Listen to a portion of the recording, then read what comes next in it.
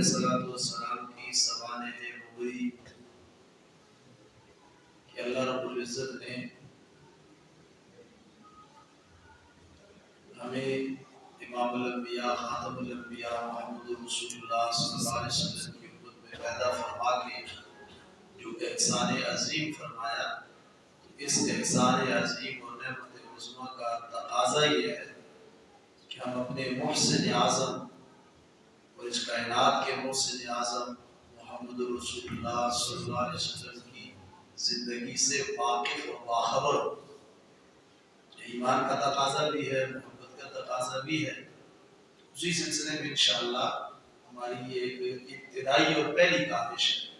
اللہ نے زندگی عطا فرمائی اور توفیق عطا فرمائی تو انشاءاللہ یہ سیرت کا سلسلہ تسلسل کے ساتھ چلے گا۔ ابھی تو اختصاراً انشاءاللہ، تو آگے انشاءاللہ یہ تسلسل کے ساتھ تفصیل سے ہوگا۔ آج ہماری دوسری مجلس ہے۔ کل ہمارا عنوان تھا آپ علیہ السلام کی ولادت اور ولادت سے پہلے کے کچھ حالات اور ولادت سے متعلق کچھ حالات۔ آپ کا بچپن اور جوانی حضرت خدیجہ رضی اللہ تعالی عنہ کے ساتھ نکاح تک کے واقعات کو اشارتاً اختصار حضرات علماء نے بیان کیا۔ آج ہمارے دو عنوان ہیں۔ ایک ہے آپ علیہ السلام کا مکی دور، یعنی اعلان نبوت سے لے کے ہجرت تک کے حالات اور واقعات کو اختصارا، کیونکہ مکی دور کا عمومی تعبیر دعوت کے ساتھ ہے۔ تو آپ کی دعوت کیا تھی، اسلوب کیا تھا، اصول کیا تھے، اور اس کے لیے آپ نے قربانیاں کیا دی، اور پھر آپ کو ہجرت کرنا پڑی۔ دوسرا عنوان ہمارا مدنی زندگی ہے، اور مدنی زندگی کی بڑی تعبیر آپ کے غزوات اور جہاد کے ساتھ ہے کہ آپ میدان جہاد میں نکلے، غزوات ہوئے، اور ان کے اندر اللہ رب العزت نے جو مدد و نصرت فرمائی، اور پھر آپ نے جو ایک ریاست کی بنیاد ڈالی قوانین الہیہ کی بنیاد کے اوپر، اس کے خط و خال کیا ہے۔ تو اختصار ہمارے دونوں مہمان تشریف لا چکے ہیں، حضرت مولانا عبد الرحمن صاحب اور مفتی زبیر احمد صلاح صاحب۔ انشاءاللہ عشاء کی نماز اپنے وقت پہ پڑھیں گے۔ میں اپنے پہلے مہمان حضرت مولانا عبد الرحمن صاحب سے درخواست کرتا ہوں کہ آپ علیہ السلام کی مکی زندگی سے متعلق آپ علیہ السلام کی سوانح عمری اور آپ علیہ السلام کی حیات طیبہ پہ روشنی ڈالیں۔ آپ علیہ السلام کی مکی زندگی۔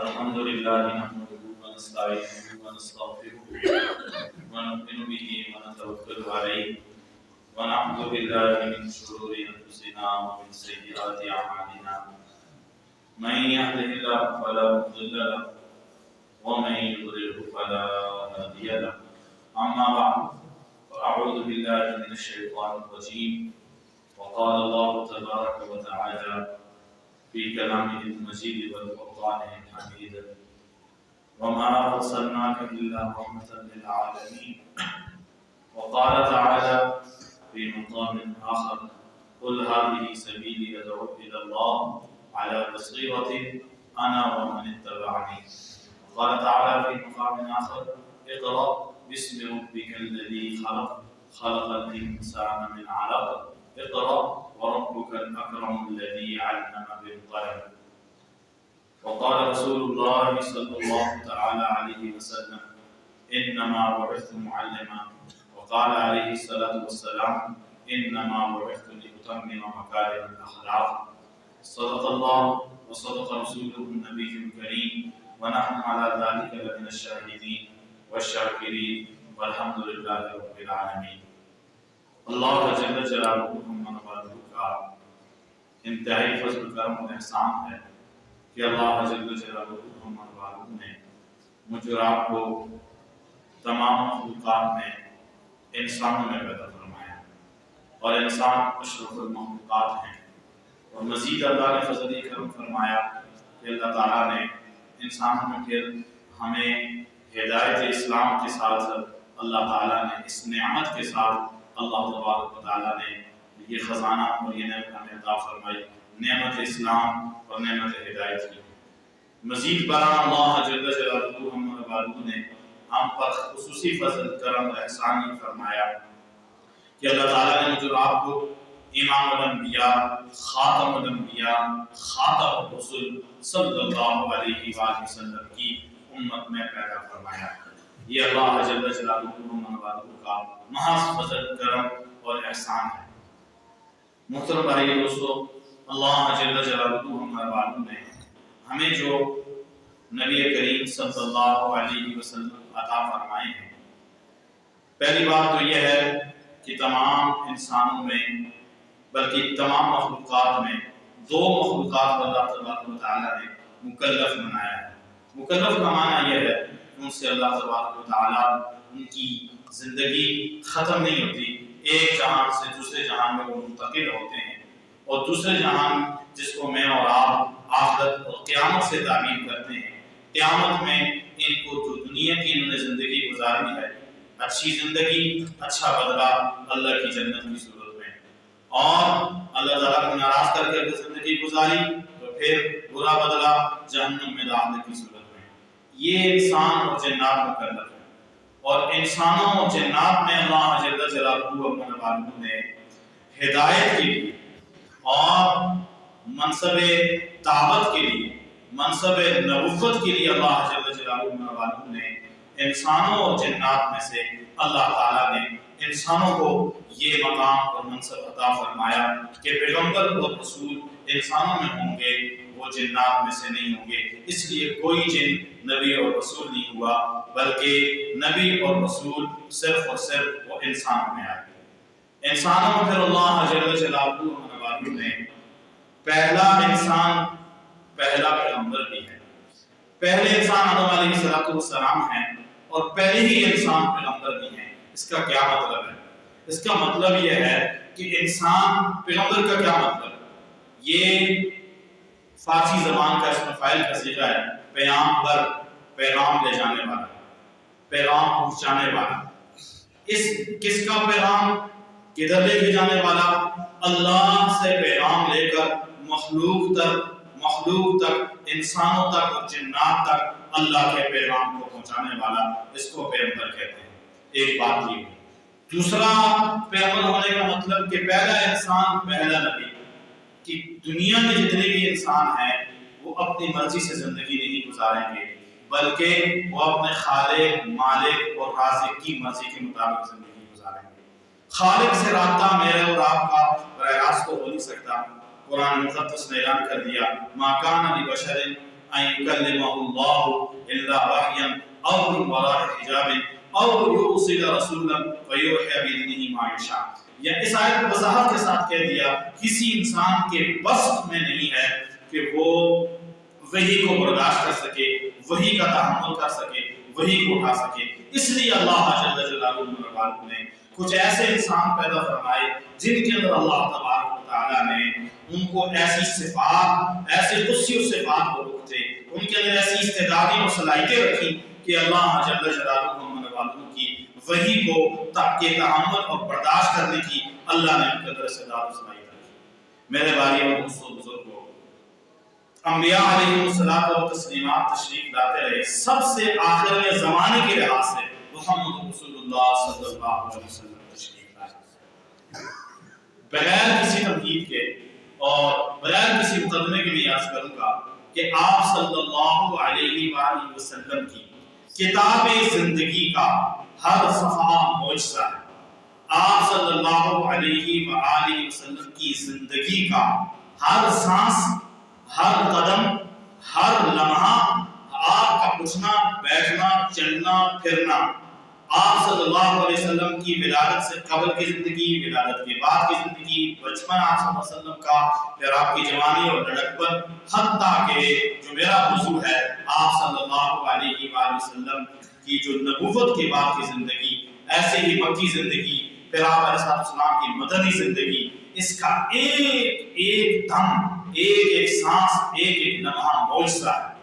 میرے دوستوں اور میرے بھائی، آپ صلی اللہ علیہ وآلہ وسلم کو بعض علماء کے قول کے مطابق ربیع الاول کے مہینے میں اور بعض علماء کے قول کے مطابق رمضان المبارک کے مہینے میں آپ صلی اللہ علیہ وآلہ وسلم کو اظہار نبوت اور آپ صلی اللہ علیہ وسلم کو نبی نبوت کے اعلان کا حکم دے دیا گیا، اور وہ آپ صلی اللہ علیہ وسلم غار حرا کے اندر آپ اسلام کی عبادت فرما رہے تھے۔ جبریل امین تشریف لائے، تشریف آوری کے بعد آپ صلی اللہ علیہ وآلہ وسلم کو کہا میں جبریل اور تم محمد اللہ کے رسول ہو، اور پھر آپ صلی اللہ علیہ وآلہ وسلم کو اقرا، یہ پہلی وحی یہاں پر آپ صلی اللہ علیہ وسلم پر نازل ہوئی۔ بخاری شریف کے اندر اس کی تفصیل موجود ہے۔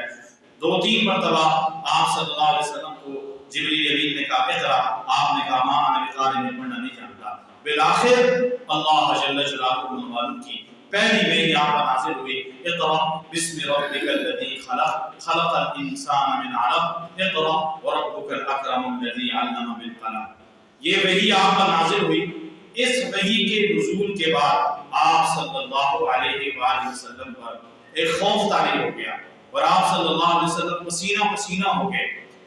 عجیب بات، اللہ تبارک و تعالیٰ نے آپ کے لیے جو انتخاب کیا تھا سیدہ خدیجہ الکبریٰ رضی اللہ تعالیٰ عنہا، ہم سب کی جو اماں ہیں، آپ سیدھے اپنی جو ہے زوجہ محترمہ اور ہم سب کی اماں جان کے پاس آتے ہیں اور ان کو یہ سارا واقعہ سناتے ہیں۔ آپ صلی اللہ تعالیٰ علیہ وسلم کو جو پہلے جملے ارشاد فرماتی ہیں، وہ جملے بڑے قابل غور ہیں کہ فرمایا آپ پریشان نہ ہوں، آپ گھبرائیں نہیں، عورت ہے، یہ پیغمبر نہیں ہے، صرف پیغمبر صلی اللہ علیہ وسلم کی ان کی 15 سال گزرے، اور ان 15 سالوں میں جو حضور پاک صلی اللہ علیہ وسلم کو خلوت اور جلوت میں، رات اور دن میں حضور علیہ السلام کا جو زندگی دیکھی ہے، آپ کا کی اخلاق اور کردار کو دیکھا ہے، آپ صلی اللہ علیہ وسلم کے شب و روز کو دیکھا ہے، آپ کے معاملات اور معاشرت کو دیکھا ہے، اللہ اکبر، سب سے زیادہ انسان سے جو واقف ہوتا ہے وہ اس کی بیوی ہوتی ہے۔ بیوی انسانی تمام حالات سے واقف ہوتی ہے، اور بیوی ہونے کے ناطے فرما رہی ہیں کہ آپ گھبرائیے نہیں، انک لتصل الرحم، آپ تو رشتہ داری کا خیال کرنے والے ہیں، آپ صلہ رحمی کرنے والے ہیں۔ یہاں پر تمام انسان کو بتایا گیا جو نبی، جو امام، جو خاتم المرسلین ہیں، جو خاتم الانبیاء ہیں، جو تمام نبیوں کے بھی نبی ہیں، ان کی دعوت ابھی شروع نہیں ہوئی، اور دعوت سے پہلے ان کی بیویوں کے بارے میں کیا ریمارکس دے رہی ہے کہ آپ صلہ رحمی کرنے والے، تکسب المعدوم، آپ اجنبیوں کو کی مدد کرنے والے، داد رسی کرنے والے، آپ جو ہے کوئی اجنبی آ جائے اس کا تعاون کرنے والے، غریب اور مسافر کو ٹھکانہ دینے والے، یہ آپ صلی اللہ علیہ وسلم کے بنیادی اوصاف اور اخلاق کو بتایا جا رہا ہے۔ یہاں پر دیکھیں، یہ پیغمبر صلی اللہ علیہ وسلم جس عظیم دعوت کی ابتدا کرنے والے ہیں، ان پیغمبر صلی اللہ علیہ وسلم کی بنیادی اخلاق کو دیکھیے۔ مجھے اور آپ کو یہاں سے پیغام ملتا ہے، مجھے اور آپ کو یہ سبق ملتا ہے کہ امام الانبیاء صلی اللہ علیہ وسلم کے جو بنیادی اخلاق تھے اور جو معجزانہ اخلاق تھے، ان میں سے اپنے رشتہ داروں کے ساتھ صلہ رحمی سے پیش آنا، انسانیت کے ساتھ اخلاق اور ہمدردی اور غمگساری سے پیش آنا، اجنبی اور مسافروں کے ساتھ خدمت کے طور، خادم کے طور پر پیش آنا، ان کا مدد کرنے والا آپ صلی اللہ علیہ وسلم کو پیش کیا گیا۔ اب حضور پاک صلی اللہ علیہ وسلم کو جب یہ تسلی دی گئی تو اس کے بعد آپ صلی اللہ علیہ وسلم پر کی ڈارس بھی بندھی۔ ڈارس بندھنے کے ساتھ ساتھ سب سے پہلے عورتوں میں، اس کائنات کی عورتوں میں، امت محمدیہ میں خدیجہ الکبریٰ رضی اللہ تعالیٰ عنہا آپ کی زندگی سے متاثر ہو کر وہ حلقہ گوش اسلام ہوئی اور اسلام میں داخل ہوئی۔ پھر آپ صلی اللہ علیہ وسلم نے اس کا تذکرہ 2-3 دن کے بعد حضرت ابوبکر صدیق رضی اللہ تعالیٰ عنہ سے کیا۔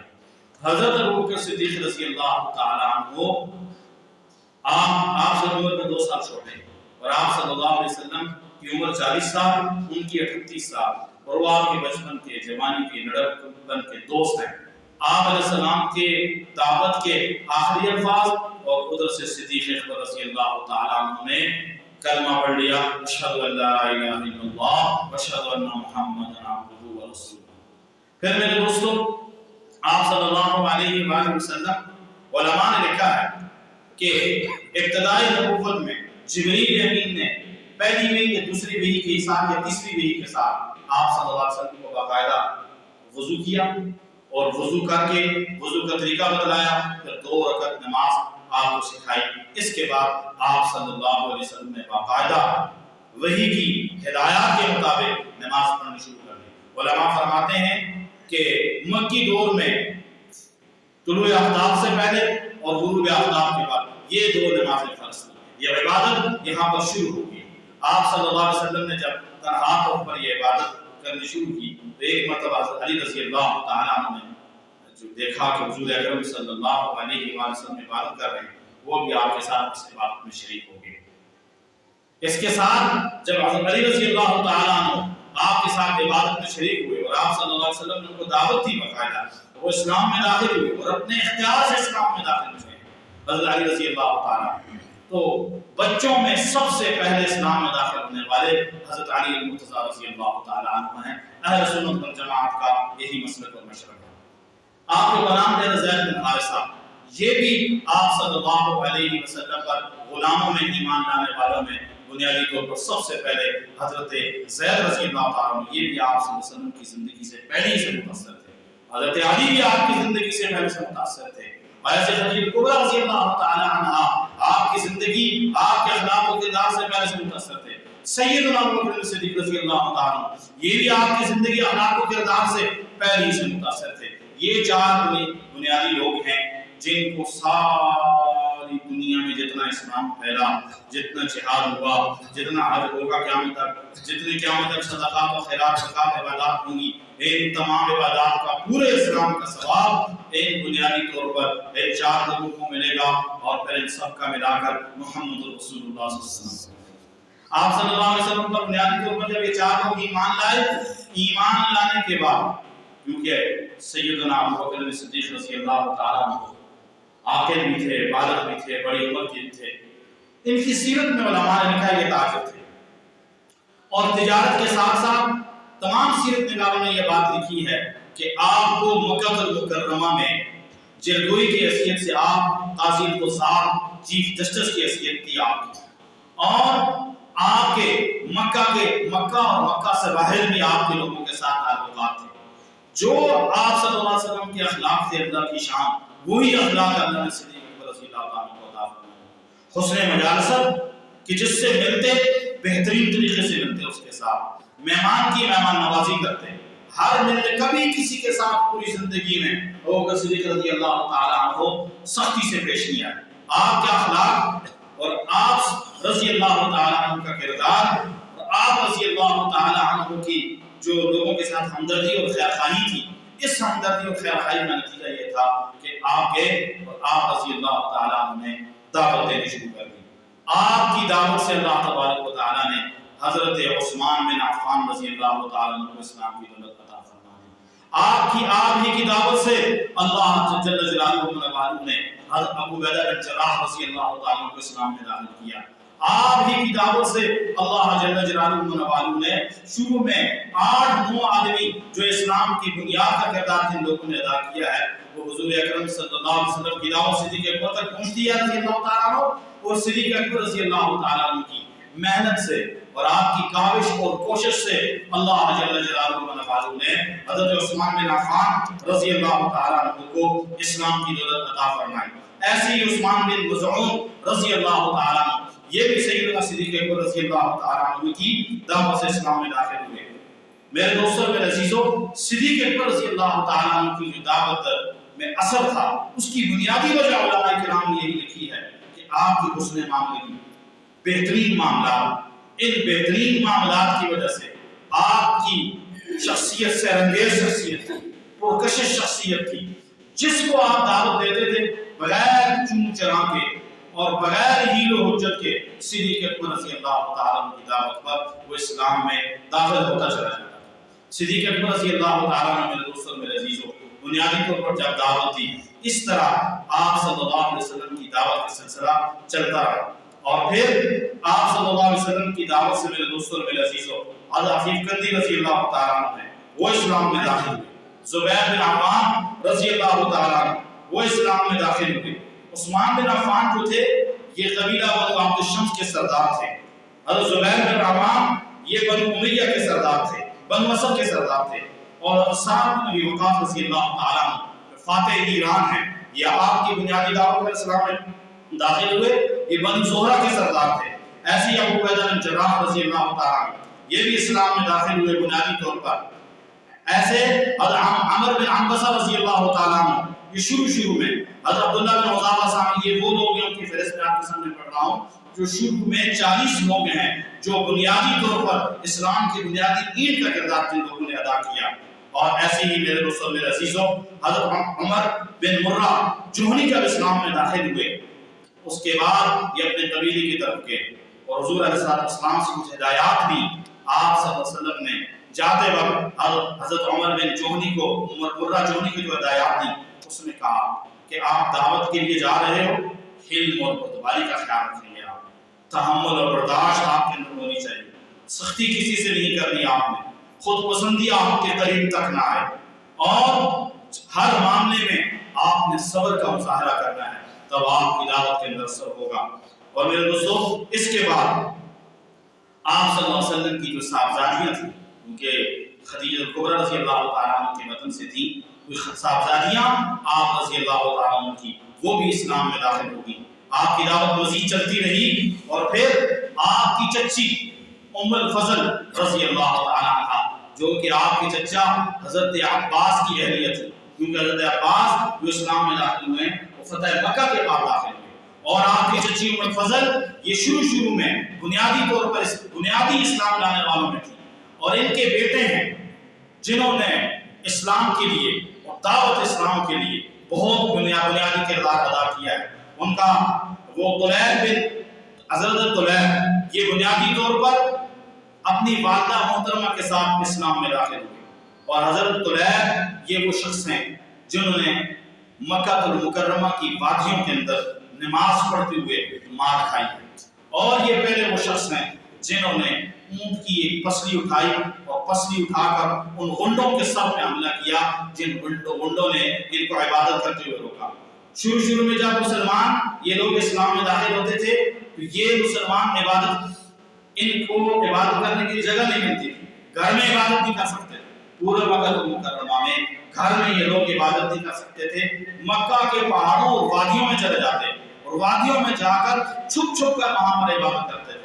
حضرت طلیب بھی ایسی عبادت کرتے، حضرت علی بھی ایسی عبادت کرتے، اور ایسی ہی حضور اکرم صلی اللہ علیہ وسلم حضرت زید سب چھپ کر وادیوں میں پہاڑوں میں جا کر عبادت کرتے۔ ایک مرتبہ آپ کے چچا طالب آئے اور دیکھا کہ حضرت علی رضی اللہ تعالیٰ عنہ اور غالب حضرت زید بن عاصم رضی اللہ تعالیٰ عنہ نماز پڑھ رہے ہیں۔ پوچھا یہ کیا کر رہے ہیں؟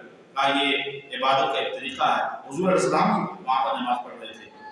نماز کے بعد حضور پاک صلی اللہ علیہ وسلم نے اپنے چچا کو کہا کہ اللہ تعالیٰ نے مجھے نبوت سے سرفراز فرمایا ہے اور میں لوگوں کو اسلام کی دعوت دیتا ہوں، توحید کی دعوت دیتا ہوں۔ اس موقع پر حضور علیہ السلام نے اپنے چچا کو بھی دعوت دی، لیکن چچا نے کہا کہ میں تو اپنے آبا و اجداد کی دین کو نہیں چھوڑتا، لیکن چلو تم اچھے ہو تو تمہارا طریقہ بھی اچھا ہی ہوگا۔ حضور اکرم صلی اللہ علیہ وسلم اور آپ کے تمام صحابہ یہ سارے کے سارے بنیادی طور پر ان وادیوں کے اندر عبادت کرتے تھے۔ 3 سال تک، جب 40 تک آپ کی تعداد پہنچی تو 40 کی تعداد کے پہنچنے تک بنیادی 3 سال چھپ کر یہ لوگ عبادت کرتے تھے۔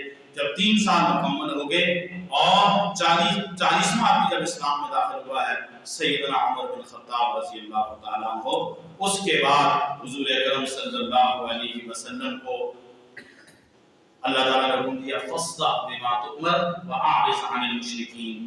آج کے بعد آپ کو جو دعوت دی جا رہی ہے اس دعوت کو اب آپ کھل بولا کریں۔ پہلے حکمت یہی تھی آپ خفیہ دعوت چلائیں، اب 3 سال مکمل ہونے کے بعد 40 آدمی اسلام میں داخل ہو گئے۔ حضرت ابو عبیدہ بن جراح جیسے لوگ، عمر بن خطاب رضی اللہ تعالیٰ عنہ جیسے لوگ، اور حضور علیہ السلام کی پھوپھی حضرت عروہ رضی اللہ تعالیٰ عنہ، اور ایسی ہی طلیب بن عمر اور 7ویں نمبر پر داخل ہوا ہے وہ شخص اسلام میں جس کا نام حضرت ارقم ہے۔ یہ وہ شخصیت ہیں جنہوں نے جرت اور بہادری کا مظاہرہ کرتے ہوئے مسلمانوں کو عبادت کے لیے اپنا گھر پیش کر دیا، اور دار ارقم میں تمام مسلمان اکٹھے ہوتے اور وہاں پر بنیادی اسلامی تعلیمات بھی سیکھتے اور نماز بھی وہاں پر ادا کی کرتے تھے۔ لیکن جب عمر بن خطاب رضی اللہ تعالیٰ عنہ اسلام میں داخل ہوئے، اللہ تعالیٰ نے دعوت کو عام کرنے کا اور کھلا دعوت دینے کا حکم دے دیا۔ فاصدع بما تؤمر واعرض عن المشرکین، لمحہ بلمحہ آپ نے جو قدم اٹھایا وہی الہی کا انتظار کرتے رہے، آپ نے جو فیصلہ کیا وہی الہی کا انتظار کرتے رہے۔ اب اللہ تعالیٰ کی طرف سے حکم یہ آ گیا کہ اب آپ کھلا دعوت دیں۔ اس سے پہلے حالانکہ حضرت فارس رضی اللہ عنہ آئے، اسلام میں داخل ہوئے، کہنے لگے یا رسول اللہ میں کھلا دعوت دینا چاہتا ہوں۔ آپ نے کہا نہیں۔ جب انہوں نے کھلا دعوت دی، ان کی پٹائی ہوئی۔ تو شروع میں حکم یہی تھا خفیہ دعوت چلے گی، اور حکمت کا تقاضا یہی تھا خفیہ دعوت چلے گی۔ بالآخر جب 40 ہو گئے، عمر فاروق رضی اللہ تعالیٰ عنہ جب اسلام میں داخل ہو گئے، پھر آپ صلی اللہ علیہ وسلم بیت اللہ میں تشریف لائے۔ آپ علیہ السلام نے بیت اللہ میں بھی نماز پڑھی، آپ کے ساتھی نے بیت اللہ میں نماز پڑھنی شروع کر دی۔ پھر آپ علیہ السلام نے اپنے خاندان کو جمع کیا اور کوئے صفا پر کھڑے ہو کر، صفا کی پہاڑی پر کھڑے ہو کر آپ صلی اللہ علیہ وآلہ وسلم نے تمام اہل مکہ کو بلایا، اور تمام اہل مکہ کو جمع کرنے کے بعد آپ صلی اللہ علیہ وسلم کا وہ تاریخی اعلان، آپ کی وہ تاریخی دعوت جو آپ علیہ السلام نے ارشاد فرمائی، آپ نے فرمایا دیکھو کہ تم میرے بارے میں کیا کہتے ہو؟ سب نے کہا آپ کو ہم صادق اور امین سمجھتے ہیں۔ یہ حضور کو ٹائٹل تمام لوگوں نے دیا۔ حضور کی زندگی کی نبوت کی صداقت کی دلیل قرآن کی اس آیت میں آپ نے یوں بیان فرمائی ہے، فَقَدْ لَبِثْتُ فِيكُمْ عُمُرًا مِّن قَبْلِي أَفَلَا تَعْقِلُونَ۔ میں اپنے نبوت کی صداقت پر، میں اپنے نبی ہونے کی سچائی پر، میں اپنی پیغمبری کی سچائی پر تمہیں صرف ایک ہی دلیل دیتا ہوں، اور وہ کون سی دلیل؟ فَقَدْ لَبِثْتُ فِيكُمْ عُمُرًا مِّن قَبْلِي أَفَلَا تَعْقِلُونَ، کہ تمہارے اندر میں اس سے پہلے اپنی عمر کا ایک لمبا حصہ گزار چکا ہوں۔ میری زندگی اس بات کی گواہ ہے کہ میں کون ہوں۔ میرے دوستو، سب آپ کو صادق اور امین کہہ رہے ہیں۔ آپ نے فرمایا کہ دیکھو اگر میں تمہیں تمہارے سامنے یہ اعلان کروں اس پہاڑ کے نیچے ایک دشمن ہے اور وہ تم پر حملہ آور ہونے والا ہے، کیا تم مان لو؟ سب نے کہا ہم کیوں نہیں مانیں گے، کیونکہ آپ نے کبھی جھوٹ نہیں بولا، آپ سچے ہیں۔ آپ صلی اللہ علیہ وسلم نے ارشاد فرمایا اللہ نے مجھے نبوت عطا فرمائی ہے، کہہ دو لا الہ الا اللہ تفلحوا، تم کامیاب ہو جاؤ گے۔ آپ کی اس دعوت کا میرے دوستوں میرے عزیزوں ان خاندان والوں نے انکار کیا۔ اس کے بعد آپ کی مخالفت مزید بڑھتی چلی گئی، آپ پر تکلیفیں مزید بڑھتی چلی گئی۔ پھر آپ نے بچپن سے سنتے چلے آ رہے ہیں آپ صلی اللہ علیہ وسلم پر دوران نماز بوجھلی ڈالی گئی۔ آپ صلی اللہ علیہ وسلم کے چہرے پر استغفر اللہ علیہ باللہ، بعض لوگوں نے جو ہے تھوکا بھی آپ صلی اللہ علیہ وسلم پر، اور آپ صلی اللہ علیہ وسلم کو ستایا۔ آپ کا چچا ابو لہب آپ کا مخالف ہو گیا، آپ کی چچی اس کی گھر والی آپ کی مخالف ہوگی۔ سیرت نگار لکھتے ہیں آپ کے راستے میں وہ کانٹے ڈالتی تھی، اور ایک مرتبہ وہ آئی ایک بڑا پتھر اٹھائے ہوئے، سیدنا صدیق اکبر رضی اللہ تعالیٰ عنہ وہاں پر موجود تھے۔ اللہ کی شان جب وہ پتھر اٹھا کر آئی اور مارنے لگی تھی اور کہنے لگی تھی کہ نبی کریم صلی اللہ علیہ وسلم نے میری جو بیان کی، حالانکہ وہ اللہ کی آیات نازل ہوئی قرآن پاک میں، سیدنا صدیق اکبر رضی اللہ تعالیٰ عنہ سے انہوں نے کہا کہ یہاں پر محمد نہیں تھے۔ اللہ کی شان اس کی آنکھوں میں پردہ آ گیا، حضور نماز پڑھ رہے تھے، اس کو نظر نہیں آیا، اور پھر اسی طرح واپس چلی گئی۔ میرے دوستوں اور میرے عزیزوں، خاندان کے کچھ لوگ جو آپ کے مخالف تھے، ان کی مخالفت کی بنیادی وجہ کیا تھی؟ سیرت نگار لکھتے ہیں ان لوگوں نے آپ صلی اللہ علیہ وسلم کی خاندان والوں نے جو مخالفت کی ہے، اس کی مخالفت کی 6 وجوہات سیرت نگاروں نے لکھی ہیں۔ انہوں نے پہلی وجہ یہ تھی کہ اگر ہم محمد کے سامنے جھک جائیں گے تو ہمارا روب اور ہمارا اقتدار ختم ہو جائے گا۔ ہمارا یہ بت پرست ہے اور پورا عرب بت پرستی میں مبتلا تھا، اگر ہم محمد صلی اللہ علیہ وسلم کو مانیں گے تو پھر کیا ہوگا؟ ہماری تجارت کا خاتمہ ہو جائے گا، دنیاوی نفع ان کے سامنے تھا، اس کا نقصان ہو جائے گا۔ نمبر 3، ان کی بد اخلاقیاں اور سیاہ کرداریاں یہ ان کے لیے رکاوٹ بنی ہوئی تھی، اور نمبر 4، نسبی شرافت ان کے لیے رکاوٹ بنی ہوئی تھی۔ نمبر 5، ان لوگوں کو تولیت کعبہ کا ڈر تھا کہ بیت اللہ کی تولیت ہم سے چھین جائے گی۔ ایسے ہی بنو ہاشم، بنو عبد مناف اور دیگر جو قبائل بنو امیہ، یہ لوگ جتنے آپ صلی اللہ علیہ وسلم کی مخالفت کرتے تھے، اس وجہ سے مخالفت کرتے تھے کہ ہماری ان قبائل کے ساتھ چرکش اور ٹسل رہی ہے، اگر ہم پیغمبر کا کلمہ پڑھ لیں گے تو ہماری قبائلی جو رکاوٹیں ہیں، ہماری جو برتری ہے، ہماری جو سیادت اور سرداری ہے، اس کا خاتمہ ہو جائے گا۔ حالانکہ اس کا خاتمہ کہاں ہونا تھا، بلکہ اس کو تو 4 جام لگنے تھے۔ سیدنا صدیق اکبر رضی اللہ تعالیٰ عنہ آپ صلی اللہ علیہ وسلم کی میرے دوستو قدموں میں آئے اور آپ کی حمایت اور نصرت میں کھڑے ہوئے۔ حضور صلی اللہ علیہ وآلہ وسلم نے کیا اعلان فرمایا؟ ان من امان الناس علی ابا بکر رضی اللہ تعالیٰ عنہ۔ آپ نے فرمایا میرے سب سے زیادہ احسان لوگوں میں ابو بکر صدیق رضی اللہ تعالیٰ عنہ نے فرمایا۔ اور میرے دوستو میرے عزیزو، حضور علیہ السلام کے ایسا رفاقت ملی کہ آج کے روزہ انور میں جو رسول اللہ صلی اللہ علیہ وسلم پر سلام پڑھتا ہے، ساتھ سیدنا صدیق اکبر رضی اللہ عنہ سلام پڑھتا ہے۔ یہ ان کا ایک شیطانی وسوسہ تھا جو ان کے اسلام کے لیے رکاوٹ بنا ہوا تھا۔ آپ صلی اللہ علیہ وسلم کی دعوت چلتی رہی، حتیٰ کہ پھر میرے دوستوں نے سوشل بائیکاٹ کیا۔ شیخ ابی طالب میں تمام نے مشورہ کیا، کہا ان سے خرید و فروخت، لین دین سب ختم کر دو۔ 3 سال تک آپ صلی اللہ علیہ وسلم اور آپ کے ساتھ اہل ایمان شدید عدالت میں بند رہے۔ بالآخر جو معاہدہ انہوں نے کیا تھا اس کو دیمک چاٹ گئی، اس کا خاتمہ ہو گیا۔ پھر آپ صلی اللہ علیہ وسلم کے مکہ المکرمہ کے میرے دوستوں نے عزیزو یہ 10 سال انتہائی مشکلات میں گزرے۔ آپ کی بیٹیوں کو طلاق دے دی گئی اور آپ صلی اللہ علیہ وسلم کے ساتھیوں کو مارا پیٹا جاتا، حضرت بلال کو دیکھنے، حضرت خباب کو دیکھنے، حضرت عثمان رضی اللہ عنہ کو دیکھنے، ان تمام کو ستایا جاتا۔ پھر حضرت سمیہ رضی اللہ تعالیٰ کو شہید کیا گیا، حضرت عمار رضی اللہ تعالیٰ کو بہت زیادہ ستایا گیا۔ اور آپ نے فرمایا اے علی یاسر صبر کرو، صبر کا بدلہ جنت ہے۔ ان قصور کیا تھا؟ کچھ بھی قصور نہیں تھا۔ اتقتلون رجلا ان یقول ربی اللہ، اللہ کی دعوت دیتے، آخرت کی دعوت دیتے اور توحید کی دعوت دیتے، شرک اور بت پرستی سے آپ صلی اللہ علیہ وسلم کو روک رہے تھے۔ یہ ان کو سمجھ میں نہیں آ رہی تھی بات۔ میرے دوستو ان کی یہ مخالفت بڑھتی گئی حتیٰ کہ یہ مخالفت اس حد تک بڑھی کہ آپ صلی اللہ علیہ وآلہ وسلم کے صحابہ کو ایک مرتبہ حبشہ کی ہجرت کرنی پڑی، اور حبشہ کے بعد پھر آپ صلی اللہ علیہ وسلم کے صحابہ کو جب بہت زیادہ ستایا جانے لگا تو اللہ تعالیٰ نے آپ کے صحابہ کو اجازت دے دی کہ یہاں سے ہجرت کر کے چلے جائیں۔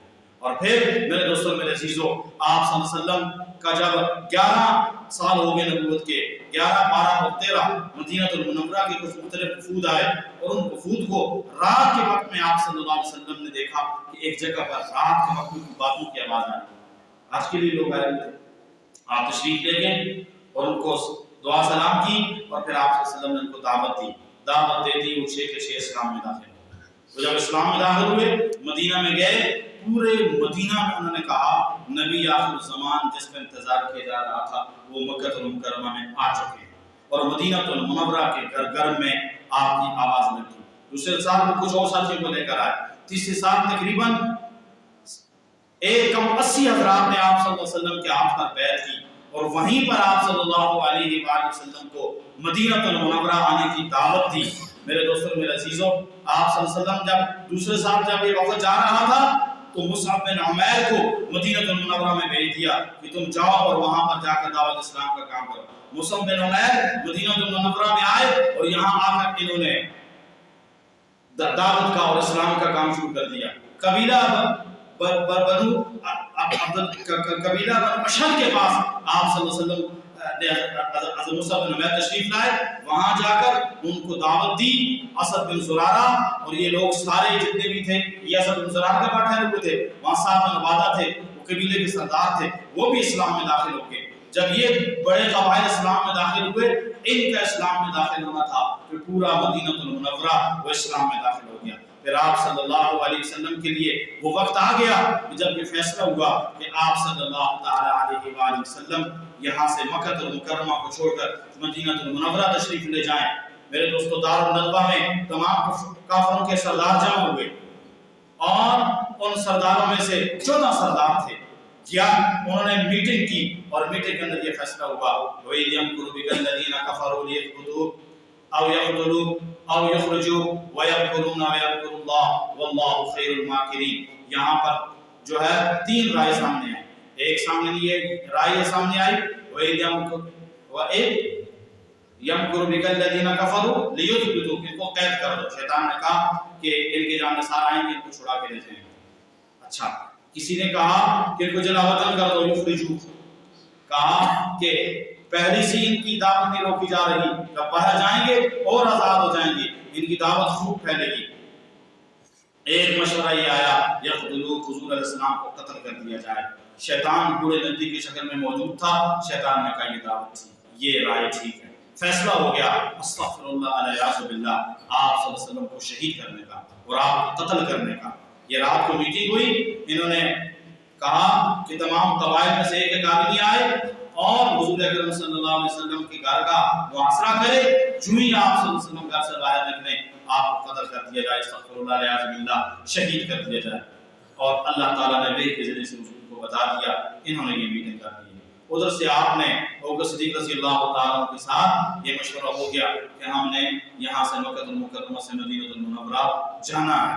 اور رات کے وقت میں میرے دوستوں میرے عزیزو، آپ صلی اللہ علیہ وآلہ وسلم نے اپنے بستر پر شیر خدا فاتح خیبر علی رضی اللہ تعالیٰ کو اپنے بستر پر سلایا. اور سلانے کے بعد پھر آپ صلی اللہ علیہ وآلہ وسلم اللہ کے حکم سے 100 قبائل باہر موجود تھے، تلواریں سونتی ہوئی تھی. آپ نے سورہ یاسین کی بنیادی آیات پڑھی، یاسین والقرآن الحکیم. یہ آیات پڑھتے پڑھتے آپ نکلے. آپ نے ریت اٹھائی اور ایسے پھینکی، ان سب کی آنکھوں میں ریت چلی گئی. ایک شخص دیکھ رہا تھا، وہ بھی ہکا بکا تھا. حضور اکرم صلی اللہ علیہ وسلم اس آدھی رات کے وقت میں اکیلے تنہا تنہا میرے دوستوں میرے عزیزو محفوظ نکل کر تشریف لے گئے.